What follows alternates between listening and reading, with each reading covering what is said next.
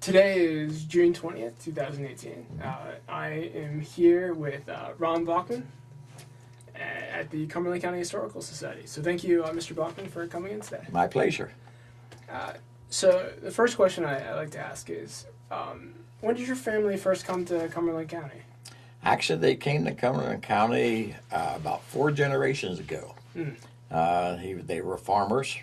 They had a collection of farms throughout the area. They were big on cattle, and that's when my dad grew up on a farm, and later became a gentleman farmer for years. So I can't tell you the exact year that we came here, Sure. though.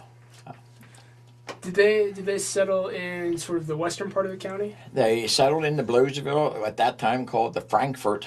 Now it is divided Upper and Lower Frankford. It was actually the Frankford Township at that time, with Bloserville, the more or less the headquarters, the center of it. Okay, there was only at that time, and still only 3 villages in Upper Frankford Township. And Bloserville is one, Frytown, and a little town that no one knows about is Entlerville. Oh yeah. Now, do you know why they came to Cumberland County to farm, or? Land availability. Okay. And it was they weren't in a big rush type thing, but they settled and then they grew from it. And was one of the reasons they settled here also, I mean, just the access to the big spring or the mills in the area? Not too much. They weren't too much with the mills. Water was always available through the Connequennet Creek, and a lot of mountain streams feeding into the Connequennet. But most of it was land itself, good farmland. Of course, we're in the shale too, so that's not the best of farmland, but nonetheless, I guess the other factor was it was cheaper. Okay. Well, you mentioned your father was a gentleman farmer. Did he do anything else for? Yes, at the age of 16, he opened a general store in Bloserville. His uncle had it prior to, who went bankrupt, and my father's father bought the bankruptcy, and then my father at age 16 started the store with a box of salt. That was his first thing in the store. Okay. Table salt or salt for cattle? No, it's table salt. Okay. At 16, that was a big investment to buy a case of salt, but he said then they bought salt, and then he bought pepper, and then he kept going he developed into quite a store. Well, one of the things that I was, just to clarify, what was your father and I guess your mother's name? So. Okay, my father was Leroy Baughman. Okay. Okay, and my mother's name was Bernita Hurley Baughman. And the name of the general store? Baughman's General Store. Makes sense. A small town, a small store in a large city. No, how is it? I even forgot his statement now. A city store in a small town. Okay. And sold everything from nuts and bolts to food and you name it. Had a gas station and everything, And do you remember when so you said he was 16 when he bought it. Do you remember what year that was? He started in 1930. That's when he opened up I don't know if that's when he got the salt, but that's when he declared that's whenever he was in the store business. Okay. And how long was it open for? It was open till 1977. Did he run it the entire time? Yes, he did. Wow. Yep, it was open from, he always said the fact that he ran 7 days a week. 6 days a week, because he didn't like to work during the week, and he'd be darned if he's going to work on Sunday. So, so that was the business that sort of he had when you were growing up? Then. Yes, we lived right next to the store, so he was the sole proprietor of it, open from 7 in the morning to 10 at night. So, well, what was that like having your father? I mean, he was right next door, but working that entire time. Well, it presented some problems. Needless to say, Dad was never away. Yeah. So needless to say, when there was problems, Dad was there. And the big, to me as a young man, big disadvantage was I was fortunate enough to go to not a one-room schoolhouse, but a 2-room schoolhouse, which was probably about maybe 500 feet from my dad's store. So if Ron got in trouble, Dad knew about it before I got home. But nonetheless, and Lloyd, on that school, at one time, there was a high school there. That's why it was a 2-room schoolhouse. Okay. So K through, or I guess 1st through 8th grade, and then the high school? Yes, yes. I went there to the 6th grade, and then Big Spring Jointure opened up, and we opened up the Big Spring High School, the elementary school. Oh, the elementary portion of the, actually, junior high school of it, really, Wow. in 7th grade. I was speaking with someone who lived out in sort of the opposite part of the county, sort of New Kingston, and they were saying when they went to a one-room schoolhouse, they had like an outhouse, and one of their favorite jobs was, I guess, bringing up the water. Yes. Do you have anything like that? Or? Oh, yes. In fact, again, they would go to my dad's store to get the water to fill up the water jug, and also we had the outside plumbing as well. And we had a ball field, which we played ball in, and we just happened to have a nice steep hill right in back of the schoolyard that the farmer left to go sledding in. Of course, wintertime we had plenty of snow to go sledding, and even once in a while we could talk the teacher into going down the hill, right? Because when she was going down the hill, she couldn't ring the bell to get us together. So. Yeah. Was there a sort of a potbelly stove, or? Yes, we had a coal stove, and therefore we had sometime we burnt wood in it, but we mainly later on we used strictly coal, and we had a storage shed outside that you had to take turns filling the coal bucket up to keep it warm. And like I said, it was a 2-roomer, but whenever I was going there, we went 1 through 4, and then 5 and 6 was in the other half. Okay. So we had 2 school teachers at that time also, whenever after the high school left for Newville. So, but students were in charge, sort of doing all the chores. Oh, you had your chores to do, yes, yes, and it wasn't all punishments chores either. Yeah. I mean, sometimes you had to stay after school to clean the erasers and this kind of stuff, but that was on the punishment side. Okay. But yeah, just the daily maintenance of exactly, the school. Exactly, yes. Yeah, you had. I mean, you said it was not primitive by no means, but it was crude as compared to today's standard. And this was a big step whenever we left the 2-room schoolhouse and went to the Big Spring school system. And in fact, the first year we still had to carry our lunches, first half a year really, to the Big Spring because the cafeteria wasn't open yet. So that was, we got moved into it slowly, but there was a case of, hundreds of kids as compared to 30-some kids, Now, do you have any siblings? Yeah, I had a sister who died before I was born, and I have a sister who's passed on also, Brenda Wheeler Baughman. And she was a school teacher as well as a professor at Shippensburg University. Oh, wow. Well, the reason I asked was I was wondering if you attended sort of school together at the one-room schoolhouse. Yes, we did. And in fact, the story's been told many times. The fact that I stood up for my sister once too often, and needless to say, there's a little controversy there, but we'll leave that ride. Okay. All right. Well, what was your family like growing up? Well, literally, I was born in Bloserville. Okay. Dr. Allwine out of Newville brought me into this life. And like I said, so I'm a native of Bloserville. And growing up, it was a hometown. We had other boys in town. We used to make buggies and race cars down the streets and down the back alleys. And like I said, it was, one gentleman had an open field. We turned into a baseball field, and we played baseball and softball. And so it was a close-knit community at that time.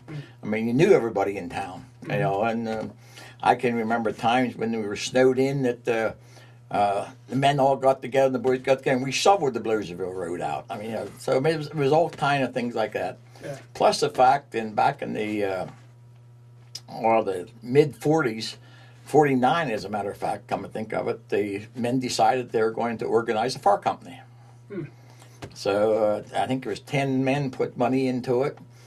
We bought an old 37 Dodge truck and built a fire truck out of it. And like I said, that was a big thing at that time, really, and it brought the community together. And men worked together, And in fact, I had my first job in the fire company at age 7. Wow. Our chief at that time was a man by the name of Bill Albright. And of course, my dad was vice president of the fire company. And like I said before, he ran a store, an independent store. So therefore, Wednesday afternoon, the stores were closed. That's when my father went to get supplies, the supply store. And it so happens that that was the only night of the week that a fire company meeting could be held. So to this day, our fire company still meets on a Wednesday night because that was the only night my dad could be there. So anyhow, at one of these meetings, Mr. Albright asked if anybody knew how to whip an end of a rope. My father donated ladders and they needed the ropes whipped. And at 7 years old, I was a Cub Scout. And I raised my hand and I whipped all the ropes in the fire truck. So that was my first job as a fireman, was whipping the ropes. So When you say, what does that actually involve, whipping the ropes? Whipping a rope is actually, if you do not whip a hemp rope especially, or any kind of rope, it will fray out. So actually you use a twine coated with beeswax, and you actually whip the end of the rope, and you tighten it up and so forth so the rope would not fray out. Nowadays they probably heat them up and melt them. I don't know. Yeah. But really that was to keep the ropes from fraying. Because a rope that wouldn't be whipped would just keep unraveling. Okay. Especially the old hemp ropes. Yeah. So I guess because when you said whip, I was thinking, like... whipping, excuse me, the terminology, whipping the end of a rope. I don't know if they even teach it anymore in scouting, but... Yeah. And that was one of the other things that drew our town together was scouting. Yeah. And as I was going into Webelos scouting, they must knew I was coming because the Boy Scout troop folded in Bloserville. And to my mother's dying day, she still reminds me of the fact that the night that I found out this was happening, I came home and I made a statement. Whenever I turned 18, we were going to have a scout troop. Because at that time, you could not be a scoutmaster at 18, you had to be 21. I think it's still that way. I don't know that for a fact. But nonetheless, whenever I was 18, we organized a scout troop. I talked the gentleman into becoming scoutmaster in name only. And needless to say, for 38 years later, I'm still a scoutmaster. Wow. So the old back wouldn't let me do it anymore. Yeah. So, and like I said, during that time, we had just last year, 3 of my Eagle Scouts, one of which was my son, organized a Troop 169 reunion at our house. It was very. I enjoyed it tremendously, really. To see, they just say not all the boys, but I think that 80 something there are previous scouts. So an experience that I'll never forget. I took a crew out to Philmont Scout Ranch in New Mexico. And you got to realize we're a country troop. We're a bunch of farmers out in the Bloserville area, and needless to say, that was quite a task to. And for many years after that, the troop would pay for half the fee for a boy to go to Philmont Scout Ranch, but he had to earn the other half. Papa and Mom couldn't give him the money to go.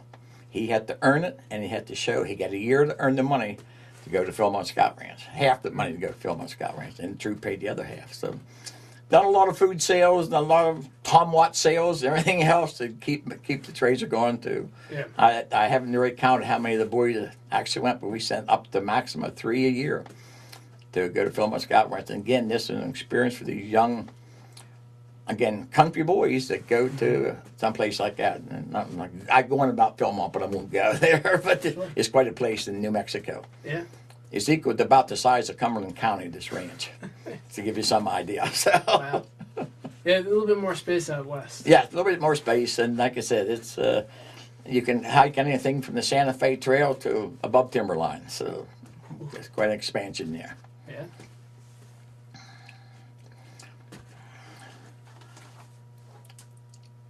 So you said the troop folded before you had your own experience. So did you do anything else then? I mean, to sort of make up that time? You mentioned you played baseball quite a bit. Yeah, we played baseball. I was in Little League Baseball in Newville. Church activities, we were very active in our church in Bloserville. the Far Company, this coming year, we're going to be celebrating our 69th fair. Wow. I've been to every one of them. Okay? And like I said, the Far Company has been a unit. And of course, nowadays things are a lot different than when they used to be. But nonetheless, the camaraderie was back there, and it was a fellowship as well as they were working together that way.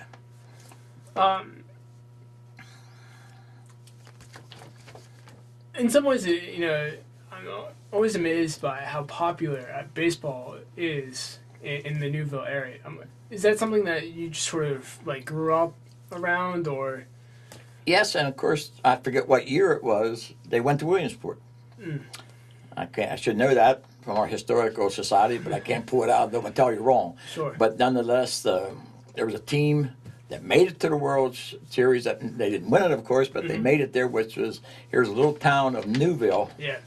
And I mean, competing against big city troops, big city teams, and that was just the shot in the arm. Yep. And we had a lot. I mean, I served a player agent for a good many years after that. We have 3 sons, and they all played ball, needless to say. And like I said, it's just a thing. Again, baseball has changed a lot over the years too. You have a lot of traveling teams that comes into the picture and so forth. But baseball and Little League style is open to everybody. Yeah. All ages, all whatever abilities, you name it, you will play ball. Well, you say the traveling teams, that doesn't happen, Yeah. So, but like I said, Newville Little League has been always, and we hope will always remain a community activity. And like it is, we have purchased a very nice complex. I think right last year, I think we held the state tournaments there. Wow. And was very highly praised by Little League because of the way that a small town could put on a program like that. Yeah. So Newville can be well known for that. And I interviewed, I'm going to blank on, is it Shirley Heichman? Yes. I know her family has the softball complex. Right, that's my cousin, as a matter of fact. Okay, yeah. So, I mean, she was telling me, exactly that. Like, I think her sons were saying, they didn't have their own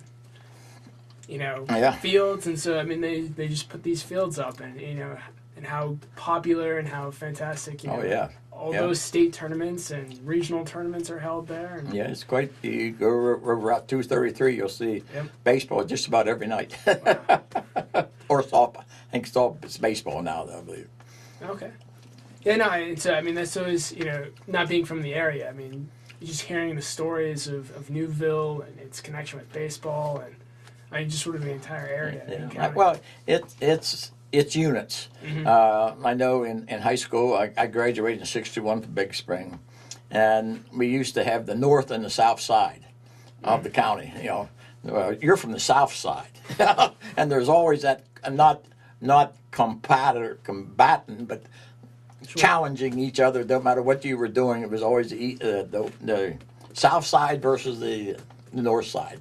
So, but yet when we were together as a unit too. But there was always that dividing line there, and what happened? Newville was in the middle of it. So, well, was there did you do any like twilight baseball or? I did not know, but we do have it. And in fact, I forget what year it was. We had a group of our boys, and my eldest son, by the way, which was quite proficient in baseball. And he played for the Shippensburg Stars. Okay. And then other ones from Newville joined into the Shippensburg Stars. And then a couple of us gentlemen got together and decided, why is our boys playing in Shippensburg? So we organized the Newville Cardinals. Yep. And started that operation and rebuilt the town field and everything to get ready. And they went for a good many years. And finally, I don't know what happened for sure, but the team then later fell apart. And now that field is being used for softball. So. Well, it seems like the twilight locally it has its ebbs and flows. Yes, it's up and down. Teams come and go. Right. You got manager changes. You got the American Legion ball there that does. Yeah. They have seemed to withstand the times of that next step above high school ball. Yeah. So, but like I said, baseball is Newville. I mean, broad terminology, but Yeah, I remember speaking with Joanne Brem. Oh, and yep. she told me she lived right next to the Newville baseball field. So, you know, they'd hear the crack of the bat and they would go running out and I was there last night. Yeah. Well, so you grew up in Bloserville. Yes. I'm wondering, how was sort of Newville your center of focus, or was it? Actually, Bloserville had its own center. We had Okay. two general stores in Bloserville. Had a rival. No, in fact, on Saturday nights, one of my jobs at my dad's store was sorting soft drink bottles in the basement Okay. and flipping the cheese. Now you got the cheese in the big round containers, the Cooper's Sharp cheese, and my dad would not sell cheese unless he aged it for 1 year. So needless to say, every Saturday night I had to go down and flip these two big racks of cheese. That was one of my jobs. And the other job on Saturday night was to sort soft drink bottles and find out if we had soft drink bottles that wasn't what we sold. And it so happened that the gentleman on the other end of town who had the other store, his son did that. And then we swapped bottles. So our parents would compensate us for swapping bottles back and forth. So did you sell Coke and they sold Pepsi, or the other way? It was sometimes, a lot of times you had off brands like A-Treat, and not off brand, but brands are not as popular as the Cloverdale, of course, was a big seller at that time because Cloverdale was manufactured in Newville. The Cloverdale. Yep. And it's ironic, this past weekend I had two reunions at our house, and it was a conversation. I had just purchased a Cloverdale case. And they're, what's this? Where's Cloverdale? And I said, hey, it was made in Newville, you know, and bottled and made in Newville. Yeah. So I gave them an education on Saturday and Sunday, you know, of the different processes of soft, and that was all off in spring water, not the big spring, but another spring up in Newville. The Cloverdale bottled it right there. Yeah. So that was always a popular sassafras and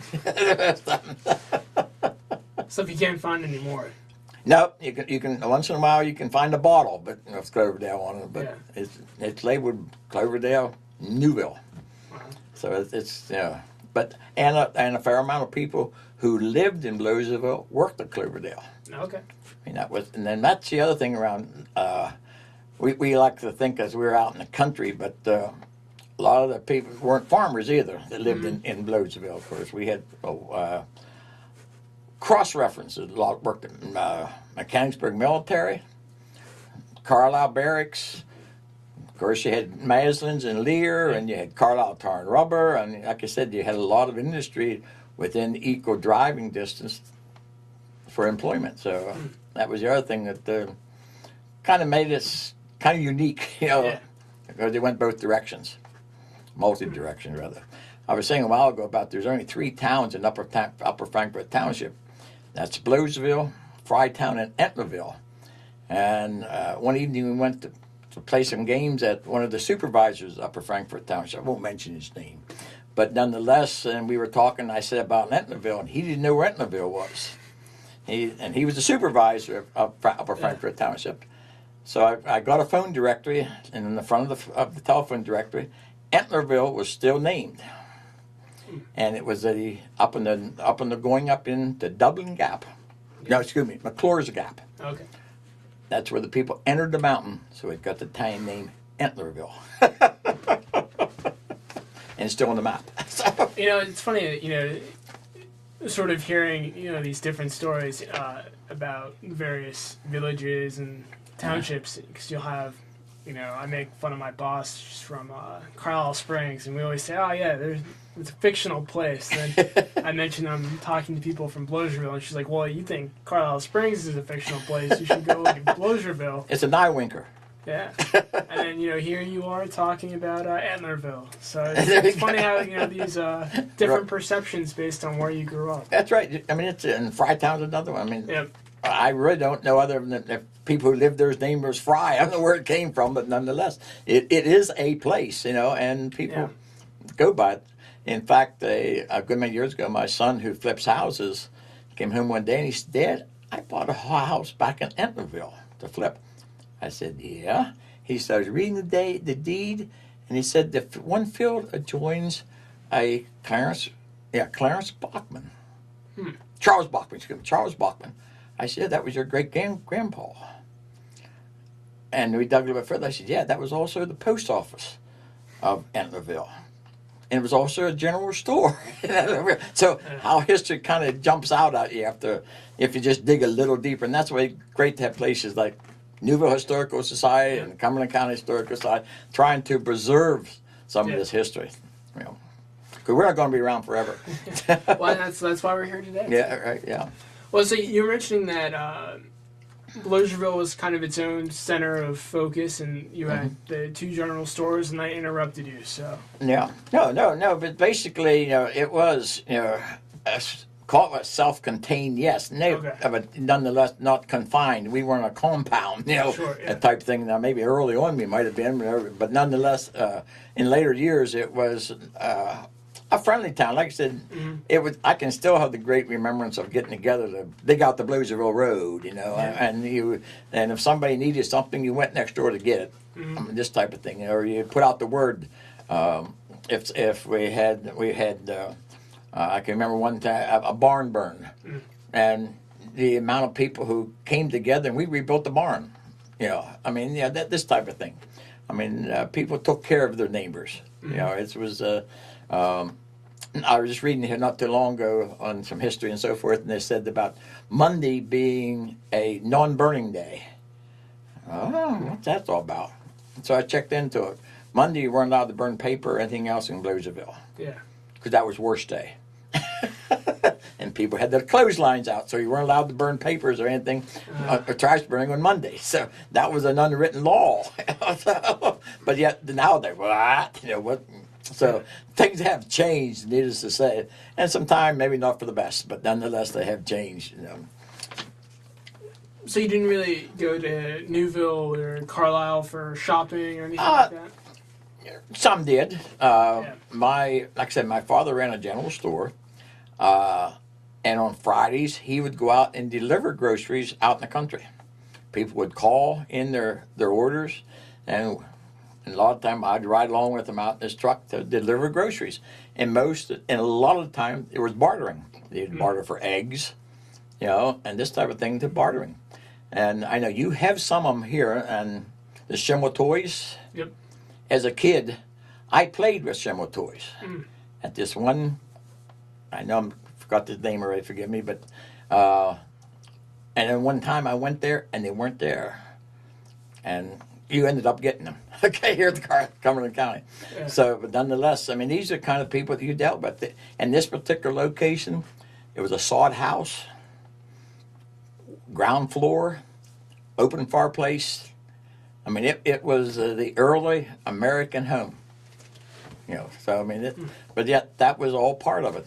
And if they couldn't come to groceries, my dad would deliver it to them. So they think home deliveries is something new. Amazon's coming out with new delivery process. Hey, we had home delivery before. We didn't even take shoes along for them to try the shoes on before they'd buy them. Well, so I know driving around making all these deliveries, I'm sure you got to see a fair bit of what the area was like. Oh yes. Has it changed at all, or is it different now, or has it stayed relatively the same? It has stayed relatively the same, really. You don't have the camaraderies anymore that you now, because the fact is everything is moving so fast that you don't have to have the camaraderies. I know a lot of organizations, the fire companies are hurrying for help, and we have a fair coming up. We just worked at a fair at West Pennsboro Township.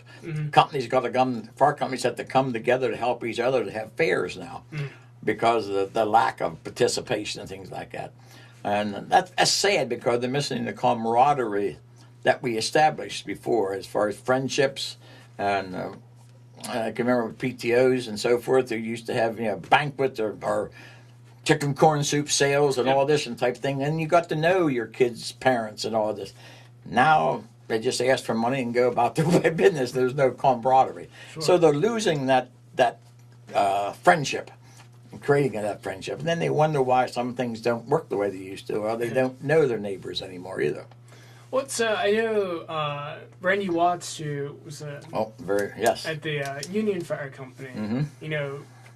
we interviewed together a bunch of sort of union veterans, and you know, one of the things that came up a lot was sort of just the change in like training and regulations. I mean, did you notice that sort of during your time as a... Oh, definitely so, especially in the fire service.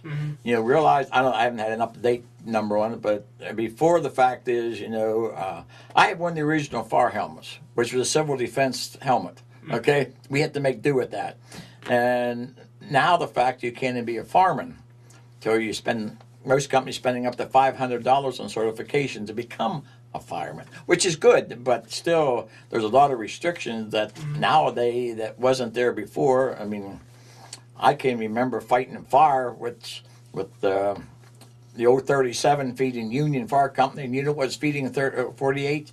Pick up a truck of gas with milk cans full of water dumping into our truck to feed the Union Fire Company. So, I mean, this is all part of camaraderie that isn't there anymore.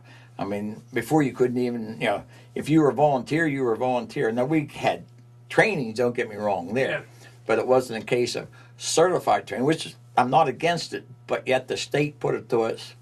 Fire companies really have trouble getting volunteers anyhow to respond, and then to have to go to multiple schooling yet. People don't have that time anymore to do that kind of stuff, nor does the companies normally pay the money, you know, for the person to do it, but still you got to have the time. And the time's not available like it used to be. Too much going on that drawing them away from the camaraderie of a small town. That's my soapbox for today. It's I think that was a common refrain too at, you know, from some of the people that worked at the or volunteered with the Union Fire Company. Oh yeah, like we're all in the same boat, really. Yeah. We have no paid drivers whatsoever. You know, so I mean, that's just the way it is, and we can't afford it. And first of all, but like I said, we're very fortunate that we do have people that will respond now. Yeah. I mean, that's not just ours. I mean, 46, you know, Plainfield, Newville is in a little bit better shape than a lot, but Union's in better shape than us because of the quantity of people in that area, really. But like Plainfield is hurting, 48's hurting, Bloserville, Upper Frankford. So I mean, it's a tough road to hoe. Yeah. Well, so you mentioned that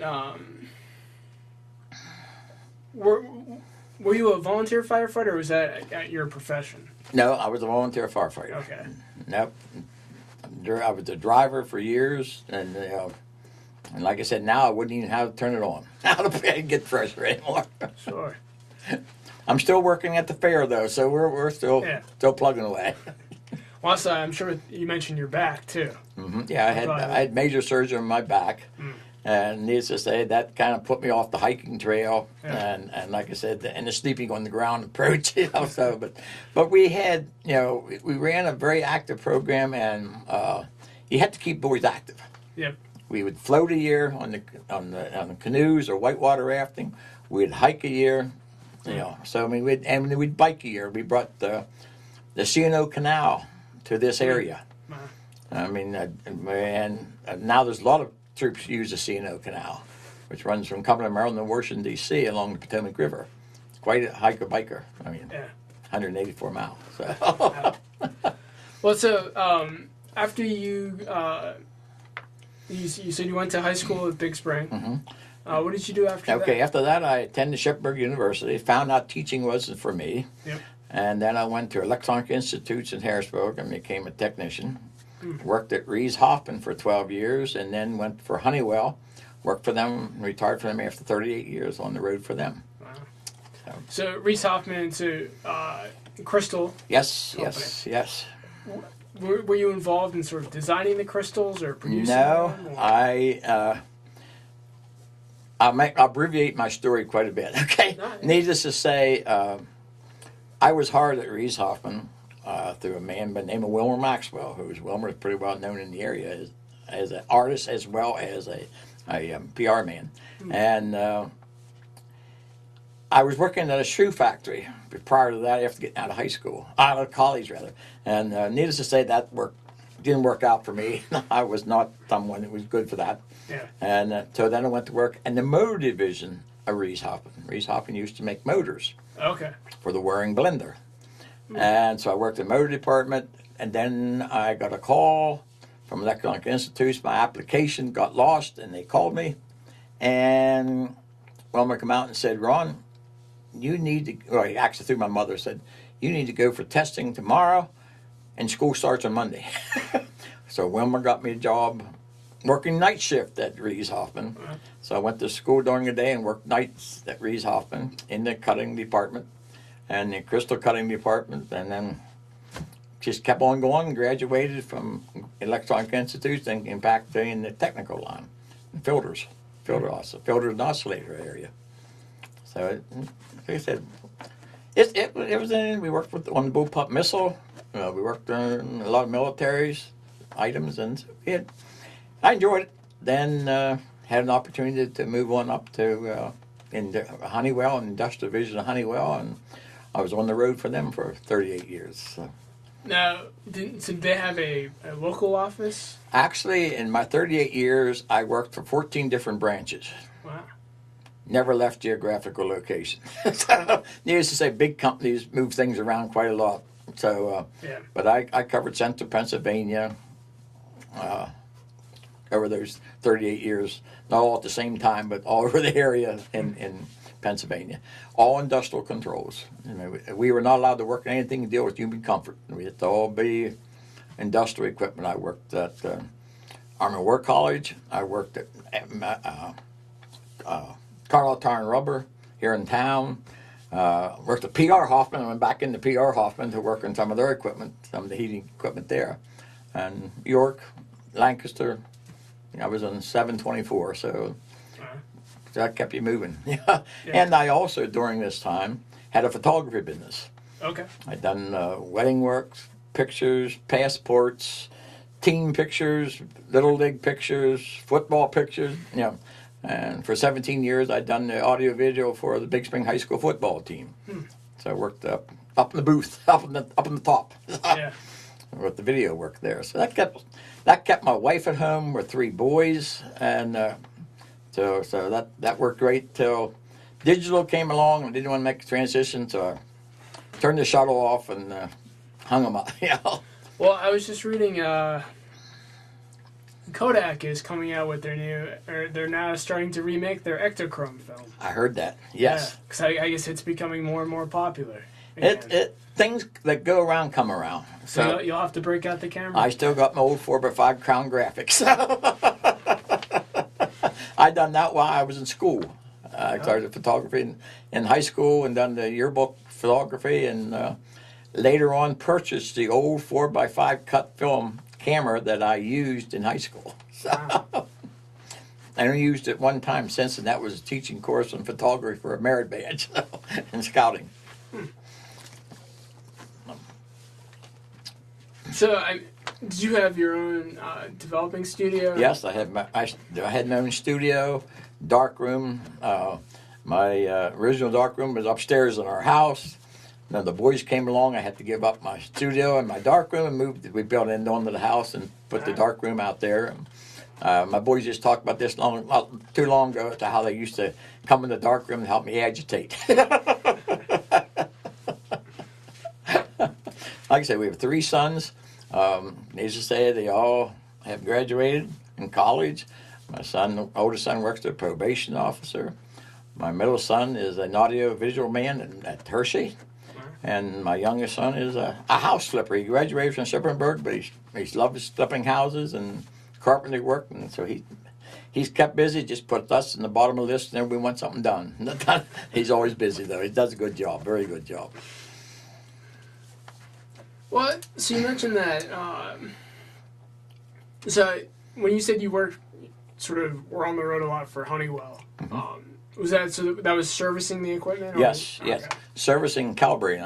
I was National Bureau of Standards, calibrations, claim whereas if they're working in an industry that says it's got to be working at 2400 degrees, they're going to make sure that it is at 2400 degrees. Yep. And so playing with anything to do, especially government work, has to all be certified temperatures. Not only that, but they have to all be working. So we had to, and in my lifetime, I came up through from tube operation to diodes to transistorized, and then to microprocessors. So, Well, that's what I was going to ask, was how did sort of the work change over time? oh, it definitely changed over time. Quasar came out on television, works in the drawer. Everybody follows suits. Originally, you repaired things. You worked it down to the component level, and you repaired it. Then as things went on, it works in the drawer, you replaced the card. And last year or two of my employment, you replaced the whole unit. So, you weren't a troubleshooter like we were used to troubleshooting.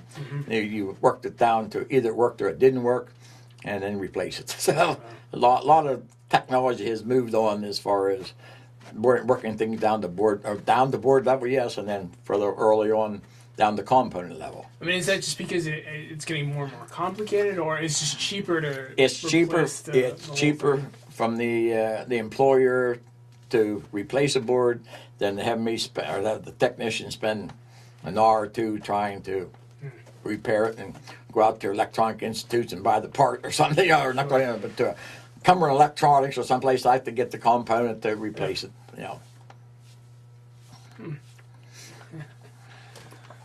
And then, sort of, did the photography business, did that change too? Or, I mean, you mentioned... Not really.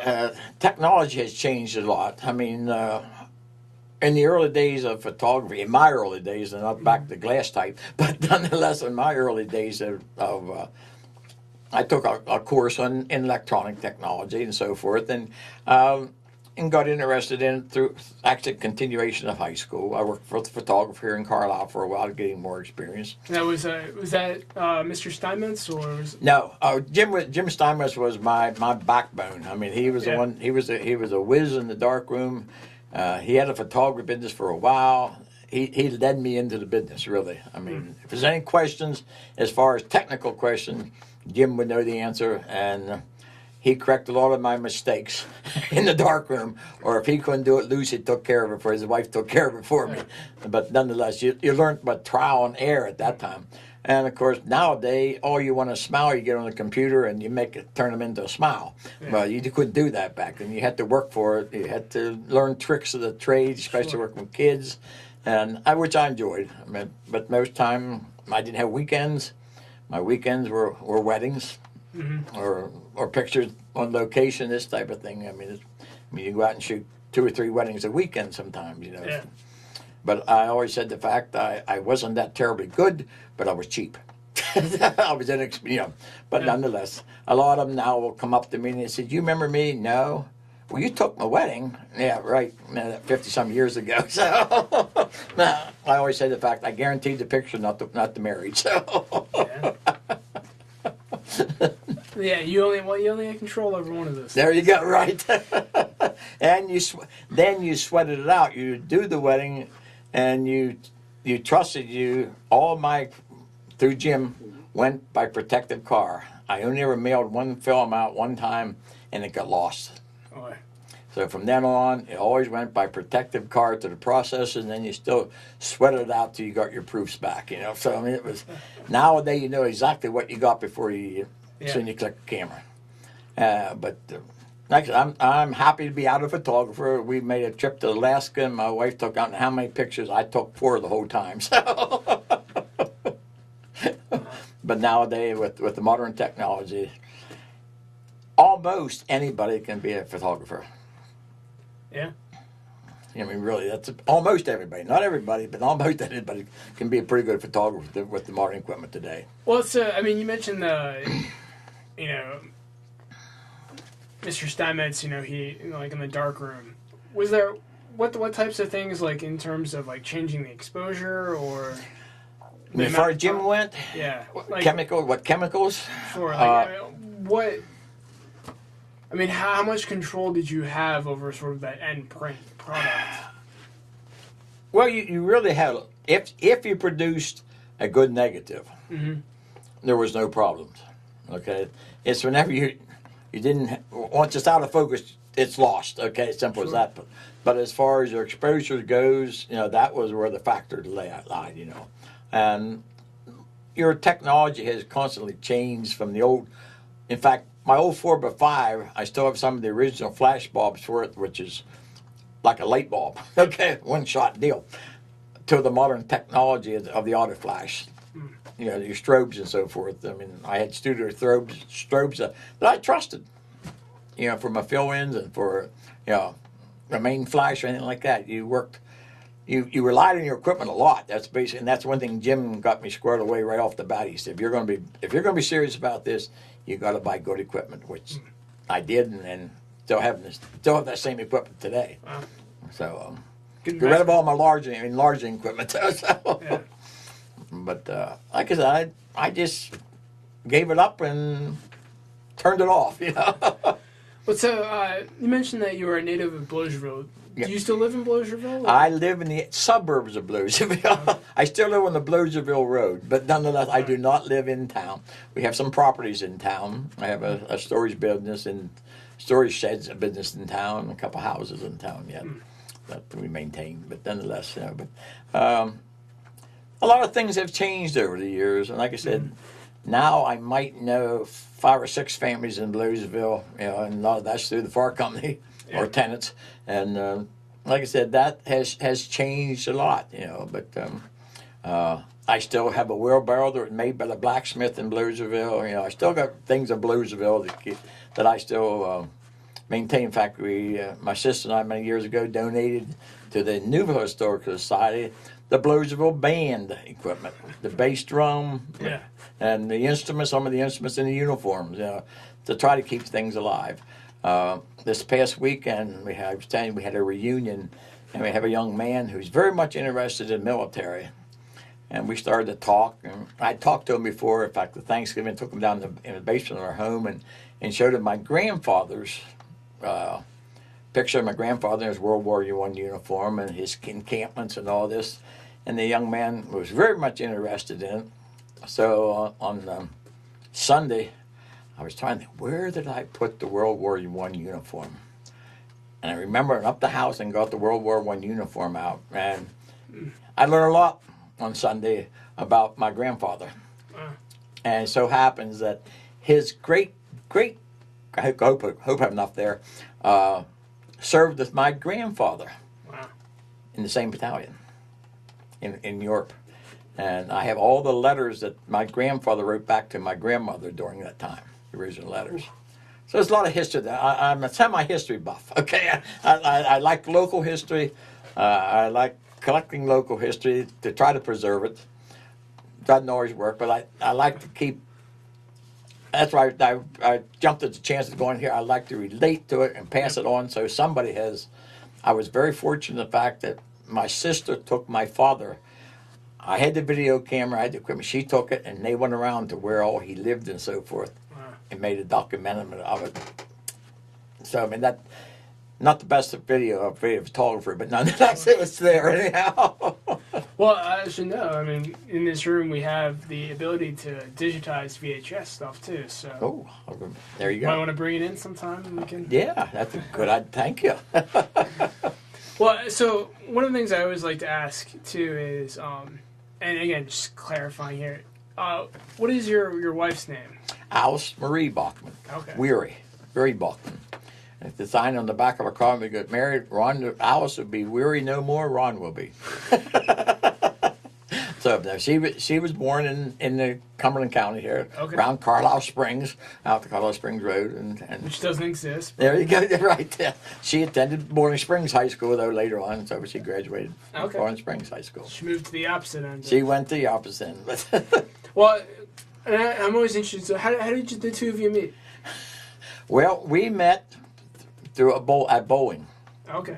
Only I thought that she was married at the time, and it so happened that the person who I thought she was married to was a brother.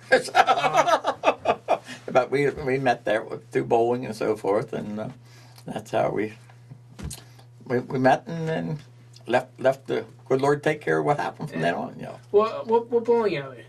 Midway Bowling. Midway, okay. She worked, in fact, she's been in here a couple of times to help you guys out. She worked 10 years at the Carlisle Chamber of Commerce. And they had some questions on some of the pictures from the Chamber of Commerce. Sure. That she was very much aware of, the people who were on the pictures. Let's say it that way. So she helped identify and correct some identification as well as. But she was during the time of, I mean, she worked, I worked, and then when the children came along, the photography took over, and that filled in the gap. Okay, and she could stay home with the kids. So they all went to school, and then she worked for the intermediate unit, Cumberland County Intermediate Unit for years, so as a one-on-one with special needs kids. So, and we go to the Carlisle Free Church of Carlisle. And she's very active again in the special needs area. And her and I both work at MOPS, which is Mothers of Preschool. And I have a room of 2-year-olds.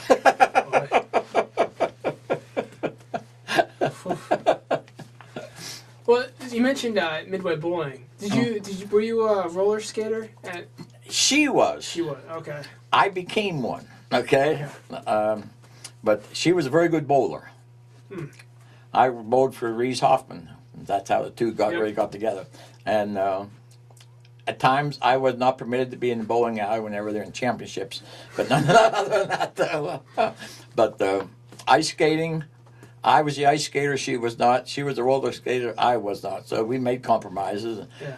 I held her up in ice skating, and she kept me out on the wheels. Because I know I was speaking with someone from Mount Holly Springs, and I mentioned pretty much every chance they got, they'd head up the road to Midway skating. Midway skating, and it used to be Rainbow down the Harrisburg Pike, and Blacks in Carlisle here, and good old Roxbury had a skating ring, and so did Meadowbrook had a skating ring. Yeah, it was skating was popular back early days, you know. That. My wife, and she's my age, loved it too. But I grew up in Vermont. It wasn't a thing. Oh, ice skating was probably more so. Right? A little bit. So, yeah, you would have been right at home then. Yeah, there you go. Well, and along with that, we used to do a lot of ice skating, and again, because of we had a farmer that had a nice pond, and it was always with freeze over and so forth, and we'd go ice skating on Friday night. Saturday morning, I'd get the fire truck out, go flood the pond. They'll be nice and crisp for the next night. You know, that's a part of the community, really. Yeah. You know, flooding the ponds was something we done pretty regularly around different areas in the wintertime. You know, if you had the water, we'd pump it. You know, so.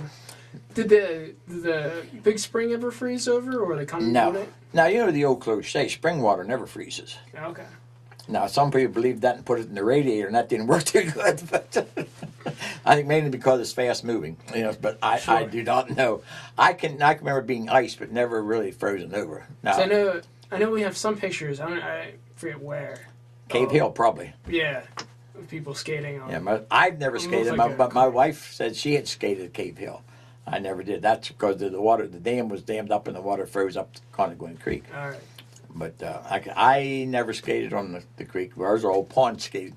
Colonel Denning State Park used to freeze over. We used to do a lot of hockey up at Dublin Gap. Okay. Yeah, and then the ranger would come and check the depths of it, and if we had, I think, 4 or 5 inches thick, we could get on it. Yeah, so. But that was part of the community. Yeah. I mean, we'd have bonfires up there. Now you can't have bonfires anymore. You know, so, but nonetheless. Was that where maybe this was before your time, but is the Dublin Gap where you got ice, or? No, the ice. I'm going to tell you a quickie on that too. Okay, if I might. No, yeah. Like I said, my dad was in the store business. Yeah. And him and his brother went into the Baughman brothers, and they opened a store over at West Hill. I don't know if you're familiar with West Hill, up 641. And next to their store, right across, which is now the West Pennsboro office, was a trolley station. Okay. That's where they stored the trolleys. Now, I don't think it was I know it was a storage. I don't know what else went on there. Well, my dad and uncle rented that, and they used that as a place for the grain. But in the basement of that, my son bought the house. He came home and he said, "Something is funny about this basement in this house I bought." I said, "What do you mean?" He said, "There's 2 basements." I said, "What do you mean?" He said, "You go into the basement, then you go down steps into another basement." I said, "Is that basement lined in brick?" He said, "Yes." I said, "You just bought your grandfather's store. How do you know that?" in both their locations there in the Bloserville, they would line the basement with brick. Mm-hmm. They would cut ice out of the Conquina Creek, bring it in there, pack it in sawdust. Yep. They could sell ice up to April out of the basement. My dad had one back at Bloserville as well. So I mean, the ice don't get that thick anymore. They can cut it out of the creek. It's not even enough to even freeze over for some reason. But they're talking about climate warming. But nonetheless, that was their livelihood too. And it's amazing how your son keeps buying your family's old properties. Yes, you're right. And he was fortunate enough to talk to one of my aunts before she died, who worked there. Wow. And then right across the road, which is now an antique shop. Yep. That was the store they later moved into. Hmm. And then for some reason they broke up partnership, and his brother went to Shippensburg, and they closed that one down and went back to Bloserville again. So I don't know. Never could figure out exactly why, and it was none of my business, so I never pursued it. Yeah. Well, I mean, so the last thing that I have is just, is there anything else you want to mention or bring up before we end? No, but I appreciate talking to you. I'm, as you can probably tell, I enjoy talking about history. Yeah. And like I said, if you come down and want to pinpoint me to dates and so forth, I'll find out. Okay, but my memory is not that good to remember dates. Or I do remember 2 dates: my wife's birthday and our anniversary. That's the only 2 I have to really remember. I was gonna say, we've been married for 53 years, so we.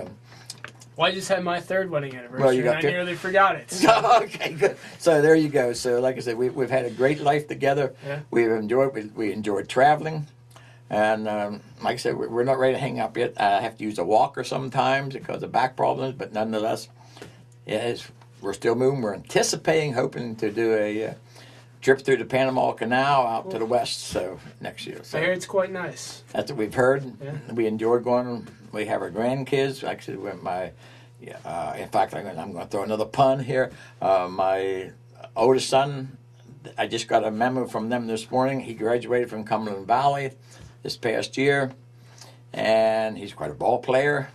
He scored his 100th run, 100th hit. Okay. I read about it. Okay. Well, we just got, and we don't know for sure, but we got a picture from Canada. Him and his dad went on their senior trip to Canada. One of them got a bear. I don't know which one yet, but one of them got a bear.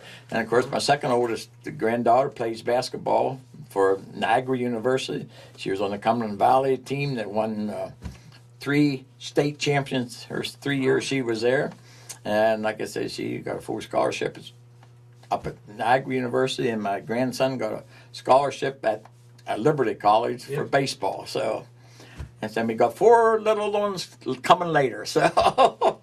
We enjoy going to the beach with them. We're down. We're taking them back down again. We enjoy. Wow. We enjoy life. The good Lord is good. Sounds good. Well, yeah, thank you so much for coming in today. My pleasure. My pleasure. Take care, and God bless you. Thank you.